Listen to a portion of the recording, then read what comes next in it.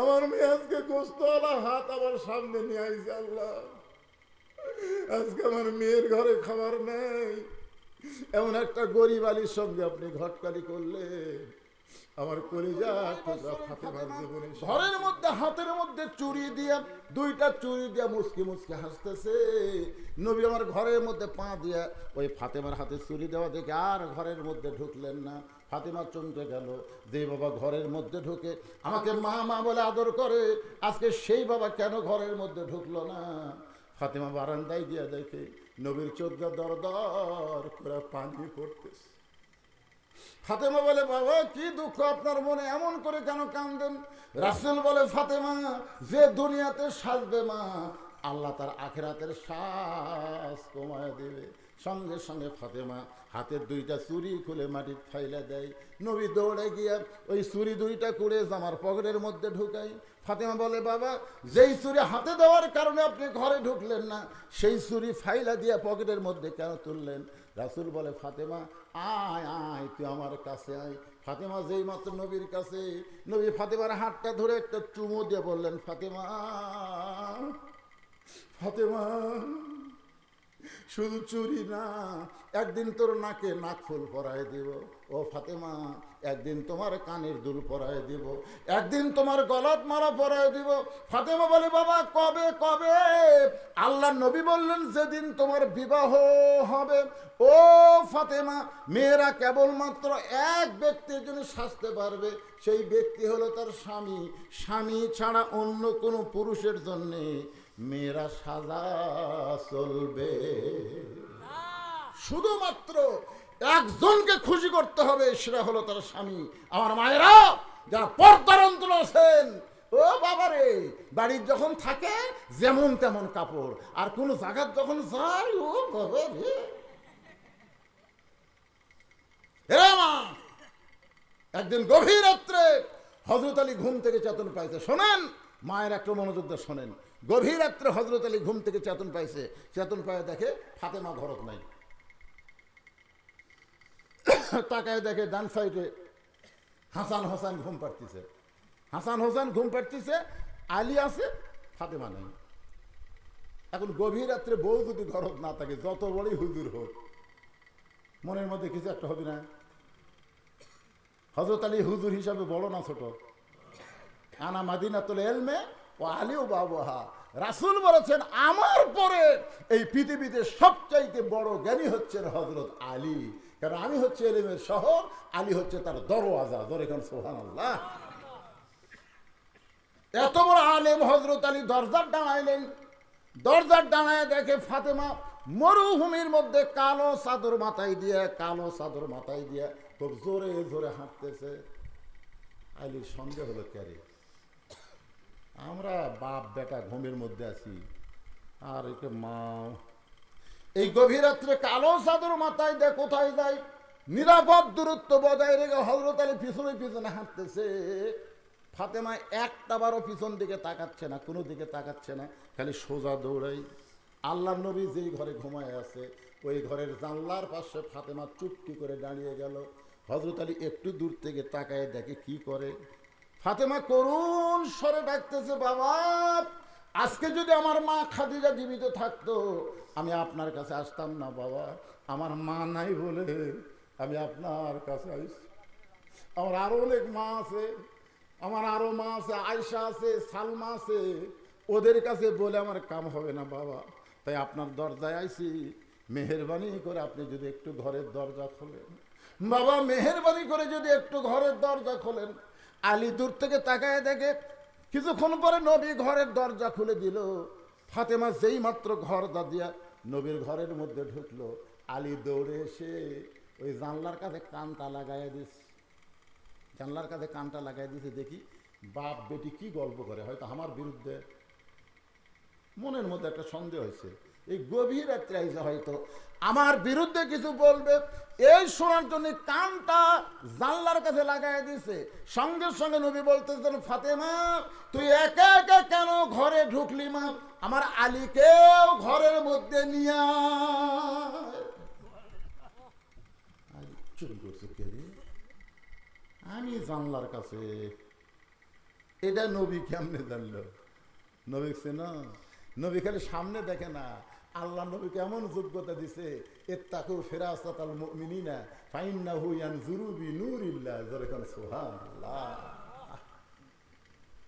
আল্লাহর ওলিদের কাছে গেলে এই এলেমটা পাবেন, এই নূর পাবেন, ইলমে লাদুন্নি পাবেন। জোরে বলেন কথা ঠিক কিনা? হ্যাঁ, ওলি ছাড়া ওই লাগামহীন ঘোড়া, লাগামহীন ঘোড়া যেমন ইচ্ছা মতো চলে, এই জন্য আল্লাহ কোরআনে বলেছেন ওয়াকুনু মা'আস সাদিকিন।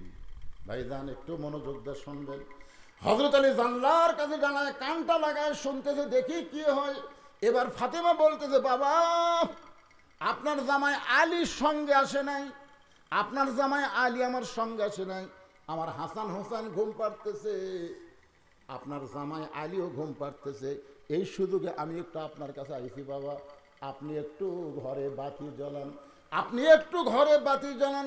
রাসূল বলে, ফাতেমা বাতি জ্বালান লাগবে না, তুই কি বলবার চাস তাড়াতাড়ি বল। ফাতেমা বলতেছে, বাবা এতদিন বলেছি কিন্তু কোনো লাভ হয় নাই, আজকে একটু আপনাকে দেখাবার চাই, আপনাকে একটু দেখাবার চাই, কারণ বহুদিন বলেছি বলে কোনো কাম হয় নাই, একটু দেখাবার চাই। যেই মাত্র রাসূল ঘরে বাতি জ্বলাইছে, এমন সময় ফাতেমা দুইটা হাত নবীর দিকে এইভাবে বাড়ায়া দিস। এটা নেওয়ার জন্যে না, এটা দেখানোর জন্য। দুইটা হাত এইভাবে বাড়ায় দিস, আল্লাহ নবীর ঘর থেকে বাইরে যায়। রাসূল বলে, ফাতেমা আমি তো তোমার বিরুদ্ধে কিছুই বলিনি মা, তুমি কেন ঘর থেকে বাইরে যাও? ফাতেমা বলে, বাবা আপনি একদিন আমাকে বলেছিলেন আল্লাহ ছাড়া কাউকে যদি সেজদা দেওয়ার হুকুম থাকতো, তাহলে প্রত্যেকটা বউকে বলতাম স্বামীর পায়ে সেজদা করো। সেদিন থেকে আল্লাহর পর আমার হাসান হোসেন বাপি হলো আমার চাইতে সব চাইতে দামি বাবা। আপনি তার বিরুদ্ধে আল্লাহর কাছে বলতেছেন আমি এই হাত দিয়ে জাঁতা ঘুরাইব, এই হাত দিয়ে আমি জমির গম আটা করবো, আমি আপনার কাছে কিছু চাই না বাবা, আপনি আমার স্বামীর বিরুদ্ধে আল্লাহর কাছে বলবেন, আপনার কাছে আমার কিছুই চাওয়ার নাই। সঙ্গে সঙ্গে নবী ডাকতে বলে, আল্লাহ এই ফাতেমা কে গো আল্লাহ, এই ফাতেমা কে? আল্লাহ বলে, হাবিব এই ফাতেমা হলো সাইয়্যিদুশ শাবাবে, এই ফাতেমা হলো খাতুনে জান্নাত, ফাতেমাতুজ জহরা সাইয়্যিদাতুন নিসাই আহলিল জান্নাহ, ফাতেমাতুজ জহরা। এই ফাতেমাকে আমি আল্লাহ তাআলা জান্নাতি নারীদের নেত্রী বানাইছি। আল্লাহু আকবার। চিন্তা করে দেখেন, আল্লাহ নবী যদি তার মেয়েকে এরকম শিক্ষা দেয়, আর আপনার মেয়ে হাইল পরে গোটা পাড়া ঘুরতেছে কিলকিল করে, কত যুবক তার চেহারা দেখে নষ্ট হচ্ছে। আপনার বউ, আপনার ছেলে, আপনার মেয়ের উপরে আপনার রাখালি করার দরকার আছে না নাই? কথা বলেন, আছে না নাই? ওসমান গনি রাখালকে বললেন, ভাইজান কোনোদিন আপনাকে সামনে কাতারে দেখি নাই, আজকে প্রথম দেখতেছি ভাইজান, আপনার নিয়ত কি? রাখাল বলতেছে, আমার নিয়ত হলো দেখার জন্য আসছি, আমি বারান্দার নামাজ পড়ি, দেখা যায় না, এই জন্য আজকে সামনে কাতারে দেখার জন্য আসছি, দেখা হলেই চলে যাবো ভাই, আর কোনোদিন কষ্ট করে এই সামনে কাতারে আসবো না, বারান্দা থাকলে যে দেখা যায় না, এই জন্য আমি দেখার জন্য সামনে কাতারে যাচ্ছি, দেখা আজকে হয়ে গেলেই আমি আর আসবো না। ওসমান গনি বলতেছে, আজকে তোমার দেখা হবে তার গ্যারান্টি কি? রাখাল কয়, পাগলা নাকি, আমার চোখের পাওয়ার ভালো, দেখা হবে না মানে আমার সামনে থাকবি আর আমি দেখবো না? ওসমান গনি বলে, ভাইজান তোমার চোখের পাওয়ার ভালো, সেজন্য তুমি দেখতে পাবা, কিন্তু আমি কয়েক বছর হলে সামনে কাতারে নামাজ পড়তেছি, এখন পর্যন্ত আমি দেখতে পাইনি, এখন পর্যন্ত আমার ভাগ্যে দেখা হয়নি ভাই। কারণ ওসমান গনি যাকে দেখার জন্য সামনে কাতারে নামাজ পড়ে, তিনি হলেন নামাজের মালিক আল্লাহ। আল্লাহ রাসূল বলেছে, আন তা'বুদুল্লাহ কাআন্নাকা তারাহু ফাইন লাম তাকুন তারাহু ফাইন্নাহু ইয়ারাকা। যখন কোন আল্লাহর বান্দা আল্লাহর ইবাদতের মধ্যে শামিল হয়, আল্লাহকে দেখতে পায়। আল্লাহ যদি দেখা সম্ভব না হয়, আল্লাহ তাকে দেখতেছে, এই বিশ্বাস তার কলিজার মধ্যে এসে যায়। জোরে বলেন সুবহানাল্লাহ। এই জন্য আমরা যখন নামাজ পড়ি, কার সামনে পড়ি? আরো জোরে কর না কেন, কার সামনে? কার ঘরে? আল্লাহর ঘরে। ডিসির ঘরে ডিসি থাকে, এমপির ঘরে এমপি থাকে, আল্লাহর ঘরে আল্লাহ। জোরে কর সুবহানাল্লাহ। ওসমান গনি যেই বলতেছে কয়েক বছর হলে সামনে কাতারে দেখতেছি, এখন পর্যন্ত দেখতে পারিনি। রাখাল বলতেছে আমার মনে হয় তোমার চোখে সমস্যা আছে, তুমি একটা কাম করো, আমার হাত ধরো। রাখাল ওসমান গনিকে বলতেছে তুমি আমার হাত শক্ত করে ধরো, আমিও দেখব, তোমাকেও দেখায় দেব। যেই বলছে তুমি আমার হাত শক্ত করে ধরো, আমিও দেখব, তোমাকেও দেখায় দেব, সঙ্গে সঙ্গে আল্লাহর কোরআন ওসমান গনিকে বলতেছে ইয়া আইয়ুহাল্লাযীনা আমানু তাকুল্লাহা ওয়া কুনু মা'আস সাদিকিন। রে ইমানদার বান্দারা, আল্লাহর ভয় যদি কলিজার মধ্যে রাখতে চাও তাহলে তোমরা খোঁজলে দেখেন ওই দৌড়াদৌড়ি করার কারণ হলো ওই সিজার করা। সিজার করা বাচ্চারা অস্থির হয়, কারণ জন্মের আগে ওরকে জন্ম হবে 2 দিন পর নর্মালে, কিন্তু আর মাও খারাপ। আপনারা এই যে কয়টা উপর দেখতেছেন, যে কয়টা আমরা উপর বসে আছি, একটাও সিজার করা লাগে কোন তো আমরা সিজার করা। তাহলে আগেকার মায়ের আমরা গল্প শুনছি, কি বলবো প্রসবের কথা, মা বিনে সেই ব্যথা কেউ তো বুঝিবে না, মাজন ঠেকিয়া সন্তানের দায়, অকালে মা মোরা যায়, কেন সে মায়ের ভক্তি করবা না, এমন দরদি ভাবে কেউ হবে না আমার মা গো। আমার দাদি আমাকে কইছে ভাই তুই তখন জন্ম নিল রে, তোর টাইমে বার করতে করতে তোর মাথা লম্বা হয়ে গেছিল, মানে আমার বার করে আমার মাথা হতো লম্বা, পরে থাবে থাবে থাবে থাবে আমার মাথা গোল করছে, তাও আমার মা সিজার করেনি রে। আর এখন কত স্বামী কয় তুমি চিন্তা করো না, চলো। এখন ডাক্তার পরীক্ষা করে দেখে আরো 3 দিন পর বাচ্চা নর্মালি এমনি হবে, কিন্তু আমার কাছে যখন আসছে টাকা লাগবে, হচ্ছে বাচ্চা হবি কিন্তু একটু কাট হয়ে আছে, একটু কাট না হয় বলবে পানি শুকে গেছে, পানি শুকে গেছে, সিজার করাই ভালো। এখন পেট কেটে দেখে আর ঘুমই ভাঙেনি, দেখছেন, মানে 2 দিন পর নর্মালি হবি, তার আগে যে পেট কাটছে, পেট কেটে ঘুমই ভাঙেনি। তখন ডাক্তার কয় রে ই তো জেতা আছে ধক ধক করে, কিন্তু তো ঘুম ভাঙেনি।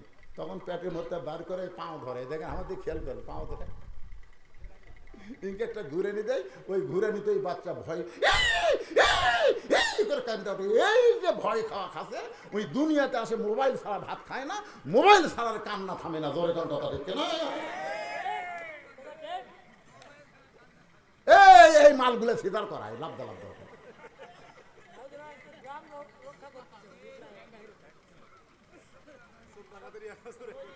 আচ্ছা আচ্ছা আরে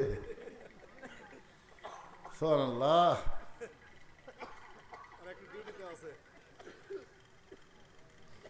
না আর বেশি সময় ওয়াজ হবে না, বুঝছেন, আপনাকে বিরক্ত হচ্ছেন ভাইজান। কোনো মা'আস সাদিকিন, ওসমান গনি রাখালের হাতটা ধরে বসে আছে। কিছুক্ষণ পরে মুয়াজ্জিন আকামত শুরু করেছে। জামাতের যখন সময় হয় তখন মুয়াজ্জিন যেটা দেয় তার নাম কি? আরো জোরে। আকামত মানে কি?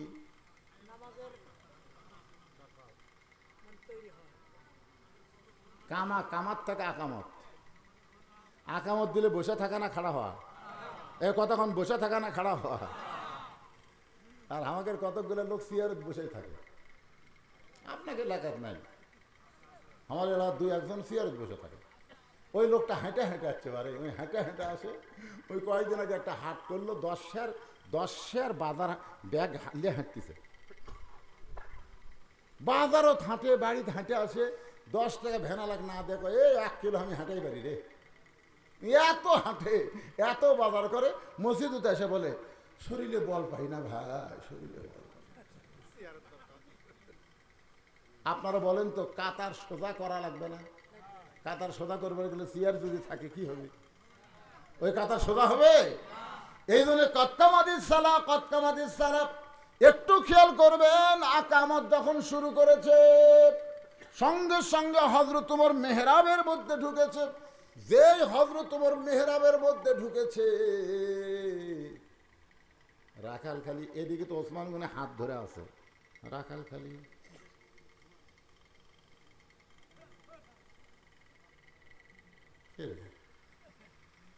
তো দেখি তো আমি তওবা পড়াছি রে,